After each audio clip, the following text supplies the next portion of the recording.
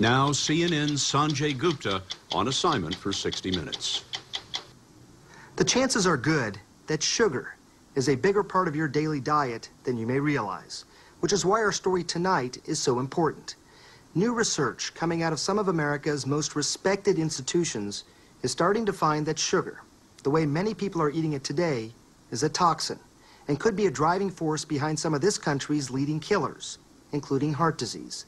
As a result of these findings, an anti-sugar campaign has sprung up, led by Dr. Robert Lustig, a California endocrinologist, who believes the consumption of added sugars has plunged America into a public health crisis. Is sugar toxic? I believe it is. Do you ever worry that it just sounds a little bit over the top? Sure, all the time. But it's the truth. Dr. Robert Lustig is a pediatric endocrinologist at the University of California, San Francisco, and a pioneer in what is becoming a war against sugar. Deep breaths. Motivated by his own patients, too many sick and obese children, Dr. Lustig has concluded that sugar, more than any other substance, is to blame. What are all these various diseases that you say are linked to sugar? Obesity, type 2 diabetes, hypertension, and heart disease itself. Lustig says the American lifestyle is killing us. And most of it, you say, is preventable. 75% of it is preventable. While Dr. Lustig has published a dozen scientific articles on the evils of sugar, it was his lecture on YouTube called Sugar, the Bitter Truth that brought his message to the masses. I'm standing here today to recruit you in the war against bad food. By bad food, Dr. Lustig means the obvious things, such as table sugar, honey, syrup, sugary drinks, and desserts, but also just about every processed food you can imagine, where sugar is often hidden. Yogurts and sauces, bread, even peanut butter. And what about the man-made, often vilified sweetener, high fructose corn syrup? Is it worse than just table sugar? No, because it's the exact same. They are basically equivalent. Problem is, they're both bad. They're both equally toxic. Since the 1970s, sugar consumption has gone down nearly 40%. But high fructose corn syrup has more than made up the difference. Dr. Lustig says they are both toxic because they both contain fructose. That's what makes them sweet and irresistible. We love it. We go out of our way to find it. And I think one of the reasons evolutionarily is because there is no foodstuff on the planet that has fructose that is poisonous to you. It is all good. So when you taste something that's sweet, it's an evolutionary Darwinian signal that this is a safe food. We were born this way. We were born this way.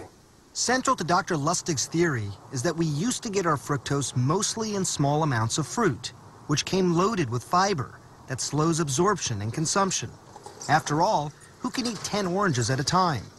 But as sugar and high fructose corn syrup became cheaper to refine and produce, we started gorging on them. Americans now consume 130 pounds per person a year. That's a third of a pound every day. Dr. Lustig believes those sweeteners are helping fuel an increase in the most deadly disease in America, heart disease. For years, he's been a controversial voice. Here is our oral isotope. But now studies done by Kimber Stanhope, a nutritional biologist at the University of California, Davis, are starting to back him up. She's in the middle of a groundbreaking 5-year study which has already shown strong evidence linking excess high fructose corn syrup consumption to an increase in risk factors for heart disease and stroke. That suggests calories from added sugars are different than calories from other foods. The mantra that you hear from most nutritionists is that a calorie is a calorie is a calorie. And I think the results of the study showed clearly that is not true. Stanhope's conclusions weren't easy to come by. Nutrition studies are expensive and difficult. Stanhope has paid groups of research subjects to live in this hospital wing for weeks at a time, under a sort of 24-hour lockdown. They undergo scans and blood tests. Every calorie they ingest meticulously weighed and prepared. They're never out of our sight. So we do know that they are consuming exactly what we need them to consume. And they're not sneaking Any candy bars on the side. Yeah, exactly. For the first few days, participants eat a diet low in added sugars, so baseline blood levels can be measured. So remember, you guys have to finish all your Kool-Aid. Then 25% of their calories are replaced with sweetened drinks. And Stanhope's team starts drawing blood every 30 minutes around the clock. And those blood samples, they revealed something disturbing. And what are you starting to see? We found that the subjects who consumed high fructose corn syrup had increased blood levels of LDL cholesterol and other risk factors for cardiovascular disease How quickly did these changes occur? within 2 weeks. Kimber Stanhope's study suggests that when a person consumes too much sweet stuff, the liver gets overloaded with fructose and converts some of it into fat. Some of that fat ends up in the bloodstream and helps generate a dangerous kind of cholesterol called small dense LDL. These particles are known to lodge in blood vessels, form plaque, and are associated with heart attacks. Did it surprise you when you first got these results back? I would have to say I was surprised because when I saw our data, I started drinking and eating a whole lot less sugar. I would say our data surprised me. So imagine, for these healthy young people, drinking a sweetened drink might be just as bad for their hearts as the fatty cheeseburgers we've all been warned about since the 1970s. That's when a government commission mandated that we lower fat consumption to try and reduce heart disease. Major coronary risk factors. So with the best of intentions, they say, time to reduce fat in the American diet. Exactly. And we did. And guess what? Heart disease, metabolic syndrome, diabetes, and death are skyrocketing. Dr. Lustig believes that's primarily because we replaced a lot of that fat with added sugars. When you take the fat out of the food, it tastes like cardboard. And the food industry knew that. So they replaced it with sugar. This idea that sugar increases this particularly bad LDL, the small, dense particles that are associated with heart disease. Do most doctors, do they know this? No, they do not know this. So this is new. And it turns out sugar has become a major focus in cancer research too. Lewis Cantley is looking at the connection. If you limit your sugar, you decrease your chances of developing cancer. Absolutely. Cantley, a Harvard professor and the head of the Beth Israel Deaconess Cancer Center, says when we eat or drink sugar, it causes a sudden spike in the hormone insulin, which can serve as a catalyst to fuel certain types of cancers. What we're beginning to learn is that insulin can cause adverse effects in various tissues. And of particular concern is cancer. Why? Nearly a third of some common cancers, including breast and colon cancers, have something called insulin receptors on their surface. Insulin binds to these receptors and signals the tumor to start consuming glucose. So this is your body eating... Every cell in our body needs glucose to survive. But the trouble is, these cancer cells also use it to grow. So if you happen to have a tumor that has insulin receptors on it, then it will get stimulated to take up the glucose that's in the bloodstream. So rather than going into the fat or the muscle, the glucose now goes into the tumor, and the tumor uses it to grow. So you've just seen that tumor turn blue, which is essentially reflective of the glucose going into it. That's right. So these cancers, much in the same way that muscle will say, hey, I'd like some of that glucose. The fat says, I would like some of that glucose. The cancers have learned how to do this themselves as well? Yes, so they have evolved the ability to hijack that flow of glucose that's going by in the bloodstream into the tumor itself. Lewis Cantley's research team is working on developing drugs that will cut off the glucose supply to cancer cells and keep them from growing.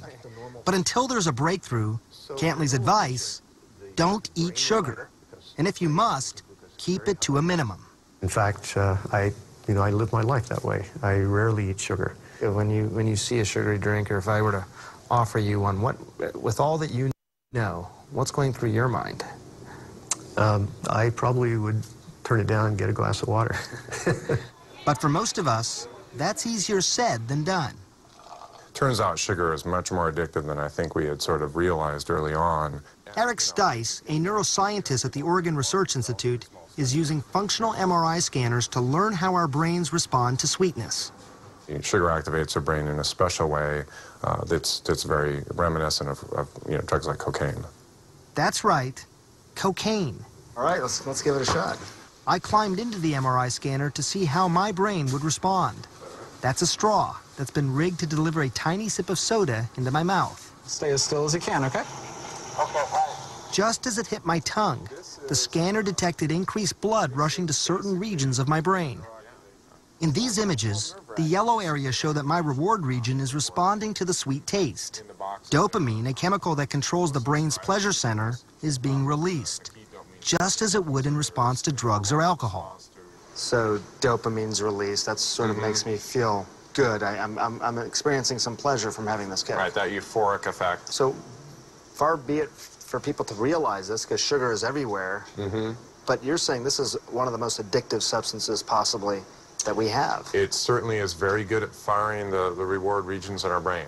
Eric Stice says by scanning hundreds of volunteers, he's learned that people who frequently drink sodas or eat ice cream or other sweet foods may be building up a tolerance, much like drug users do.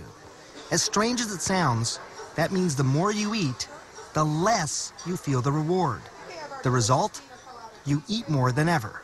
If you overeat these on a regular basis, it causes changes in the brain that basically it blunts your reward region response to the food, so then you eat more and more to achieve the same satisfaction you felt originally. With all this new science emerging, we wanted to hear from the sugar industry. So we visited Jim Simon, who's on the board of the Sugar Association, at a sugarcane farm in Louisiana. Would it surprise you that almost every scientist that we talked to in researching this story told us they are eliminating all added sugars? They're getting rid of it because they're concerned about the health impacts. To say that the American consuming public is going to completely eliminate sweeteners out of their diet, I don't think gets us there. Simon cautions that eliminating sugar wrongly vilifies one food, rather than working toward the long-term solution of reducing calories and exercising. You know, a lot of people, Jim, are saying that sugar is different. It is bad for your heart and causing a lot of the problems that we are talking about. It is addictive, and in some cases might even fuel cancers. What would you, I mean, you've looked at this. You must have looked at some of these studies. What do you say about that? Science is not completely clear here. But some of these studies exist. I mean, what is a consumer, what are they to make of all that? Well, I would say to them that they've got to approach their diet in balance. Dr. Robert Lustig agrees. We need a balanced diet. But his idea of balance is a drastic reduction in sugar consumption. To that end, he co-authored an American Heart Association report recommending men should consume no more than 150 calories of added sugars a day, and women just 100 calories. That's less than the amount in just one can of soda. Ultimately, this is a public health crisis. And when it's a public health crisis, you have to do big things, and you have to do them across the board. Tobacco and alcohol are perfect examples. We have made a conscious choice that we're not going to get rid of them, but we are going to limit their consumption. I think sugar belongs in this exact same wastebasket.